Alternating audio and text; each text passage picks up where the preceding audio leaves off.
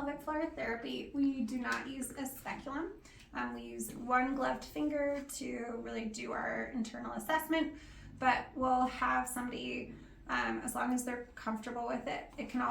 We can do external assessments or visual, but to get the best understanding of how the muscles are functioning, take one gloved finger. We'll initially palpate these external muscles, and then if they have a vaginal canal, we will insert one finger and do a more thorough assessment of function of how pelvic floor muscles coordinate with the abdominals, the diaphragm, the back musculature that Cossette was talking about. But then also, like, are there areas of pain that can reproduce their pain? Is there a pelvic organ prolapse or any other dysfunction that we can assess?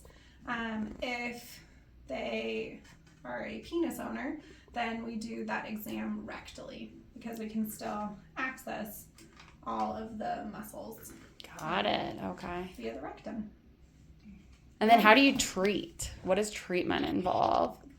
It's really vast. So part of that's just the pelvic floor part of our exam, but we also look at how someone's moving, like how they walk, what their range of motion is, if they have any hip or low back mobility or strength deficits. And then, so the treatment is not just a magnifying glass on this area. It can have to do with global function and their habits, like a lot of retraining for incontinence or overactive bladder has to do with behavioral habits. And so we work on bowel and bladder habits. We work on not just the strength of the pelvic floor. It's not just Kegels, like Nina said. It's about coordinating it with all the muscles around it. And then also the relaxation of the pelvic floor. And then to have bowel movements or give birth, it's about the lengthening of the pelvic floor. So just like every muscle, it can go through a full range of motion. So our treatment can include strengthening, relaxation, coordination. Sometimes for pain, we'll do manual therapy, which can include work on the abs, the glutes, the whole area, as well as sometimes internal release work or dry needling. Okay.